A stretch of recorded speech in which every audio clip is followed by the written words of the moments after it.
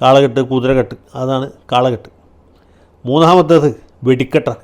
ഈ തൃശ്ശൂരും മറ്റുമൊക്കെ വലിയ വലിയ ഉത്സവങ്ങൾ നടന്ന ആളുകൾ, പാറമേക്കാവ് ദിവസം, തിരുവമ്പാടി ദിവസം അവരുടെ വെടിക്കെട്ട്, ഇതുപോലെ കാശ് കത്തിച്ച് കളയുന്ന വേറൊരു പരിപാടിയാണ്.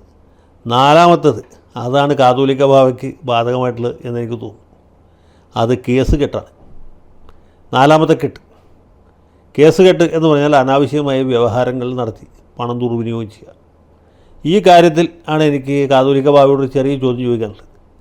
ഈ വെടിക്കെട്ട് നടത്തി പടക്കവും അതുപോലെ ഗുണ്ടും കുഴിമിന്നിയും ഡൈനമോ ഒക്കെ കത്തിച്ച് കളയുന്ന പോലെ തന്നെ അല്ലേ തിരുമേനി ഈ യാക്കോബായ സുറിയാനി സഭയും ഓർത്തഡോക്സ് സഭയും തികച്ചും സാങ്കല്പികമായിട്ടുള്ള വിഷയങ്ങളുടെ പുറത്ത് സഹോദര സമുദായത്തിനെതിരെ കേസ് നടത്തുന്നതും ഈ പള്ളിയിൽ നിന്ന് പിരിച്ചുണ്ടാക്കുന്ന പൈസയും ഭക്തന്മാർ കാണിക്കയിടുന്ന പൈസയും എല്ലാം കൂടി ചേർത്ത് ഹൈക്കോടതിയിലും സുപ്രീം കോടതിയിലുള്ള വക്കീലന്മാർക്ക് ഫീസ് കൊടുത്ത് ആ സമുദായത്തെ പാപ്പരാക്കുന്നത് എന്നുള്ളതാണ്.